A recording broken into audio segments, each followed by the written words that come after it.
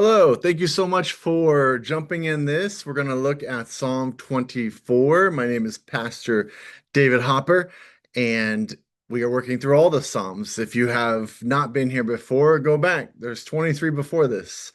Watch a few of those, share them, like and subscribe to the channel. So here we are. If Psalm 23 is the intimate song of the wilderness, Psalm 24 is the thundering anthem of the fortress. While we love the comforting, quiet imagery of the shepherd, King David knew that a shepherd doesn't just stay in the valley forever. Eventually, he leads the flock home to the safety of the city gates. And when David penned Psalm 24, he was likely celebrating a massive historic event, bringing the Ark of the Covenant possibly into a newly conquered city of Jerusalem, something like that. It wasn't a serene church service. This is a roaring, visual, dramatic military procession marching up a steep mountain, demanding that a stubborn fortress open its doors to the king. The main takeaway we get from this psalm is identity and authority are not earned by our own achievements, no, but the alignment with the King. Clean hands and pure heart and open doors do not come from our own strength. They come from welcoming the one who has already won the battle. All right, verses 1 and 2.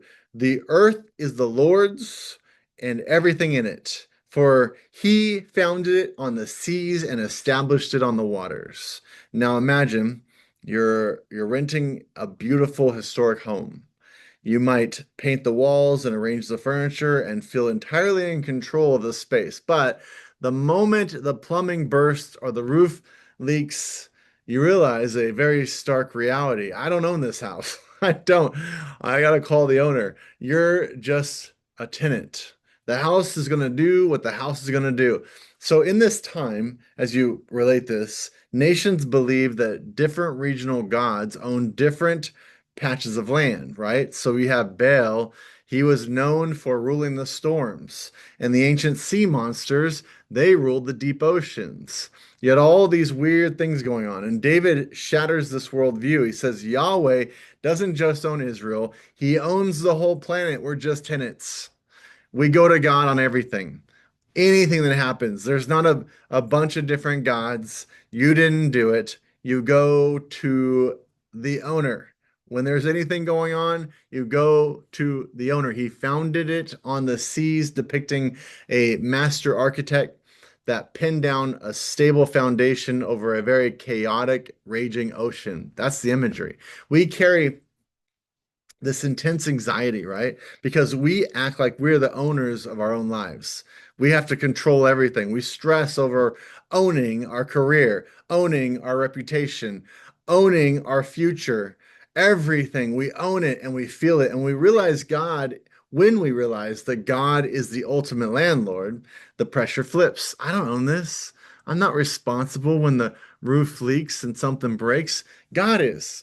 And I hope you're seeing the analogy. I'm not just, these are very random things, but the analogy is you're just called to manage this small moment, this small corner of the universe that you've been entrusted with today. All right, let's keep going. Verses 3 and 4. Who may ascend the mountain of the Lord? Who may stand in this holy place? The one who has clean hands and a pure heart. Now, picture trying to walk straight, like straight into a high security military base. See what happens. See what happens if you try and do that. There's a lot of analogy. I mean, how about a royal palace? All right, the president's White House, the Capitol main floor, like whatever the case may be. And imagine you come in with these muddy boots on, dirty clothes, stained with grease, right? The guards at the gate don't care about your good intentions, don't care what you have to say. They will stop you just based on protocol. The mountain of the Lord refers to Mount Zion. It's a steep, grueling climb up to where God's presence rested.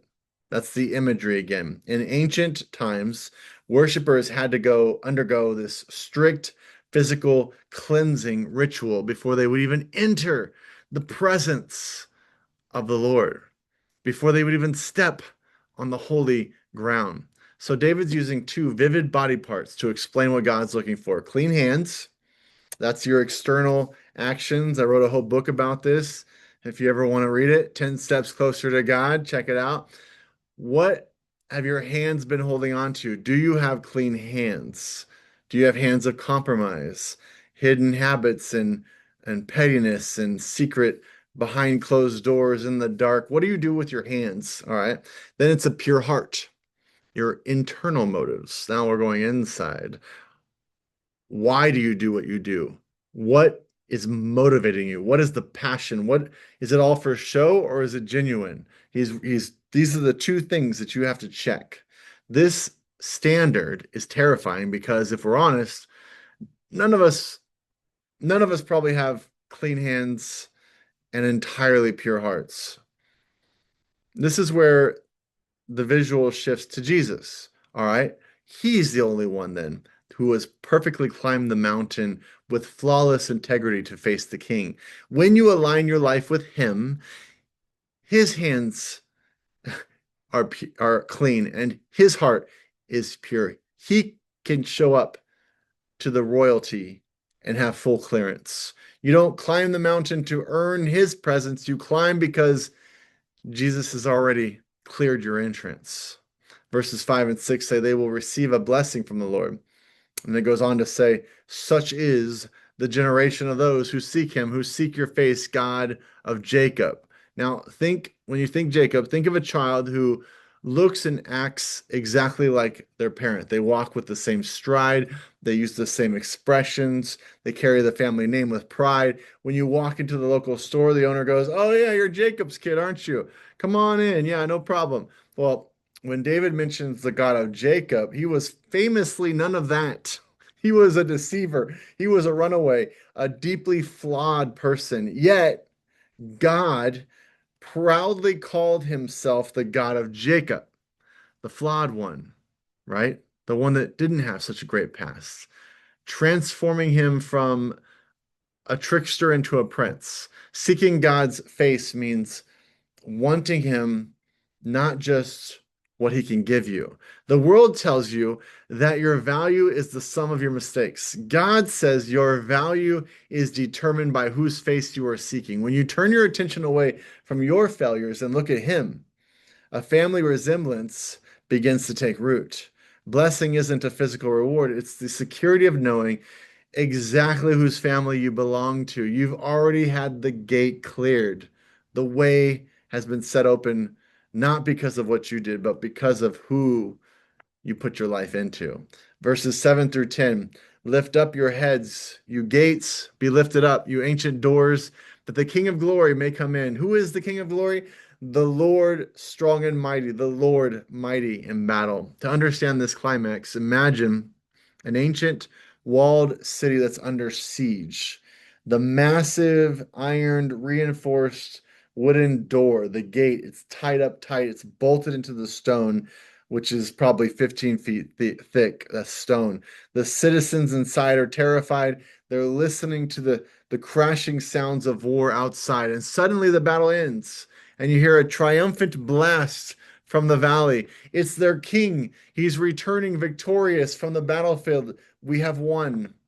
The watchman on the wall shouts down to the gatekeepers below. All right, lift up your heads, you gates.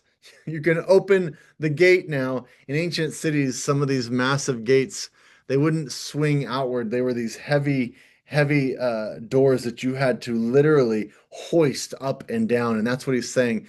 Open that gate that was so big and thick and hiding your life. Open that gate. Who is the King of glory? The response thunders through the valley. The Lord strong and mighty, the Lord mighty in battle. Many of us have gates. Our hearts are bolted shut. We've reinforced those walls 15 feet thick with cynicism, anxiety, self protection because we've been hurt by the battles of life that are just pounding at that door. and we stand behind those defenses, terrified of what's coming next. Psalm 24 is the command, you can stop hiding. You can stop hiding behind that door, that self-made fortress. The king standing outside your door, he's not a tyrant, he's a conqueror. And he is the victor who has already conquered your deepest fears, your past, even death itself. You can drop the gate. You can let him in. He doesn't come to steal your freedom. He brings his triumphant winning right through the chaos. So, Psalm 24 is a good one. Good one to remember the victory that you have in him. Take a moment to like and hit that subscribe button, and then share this with someone who you think needs to hear about this incredible God that says, open the gate and let them in. See you next time.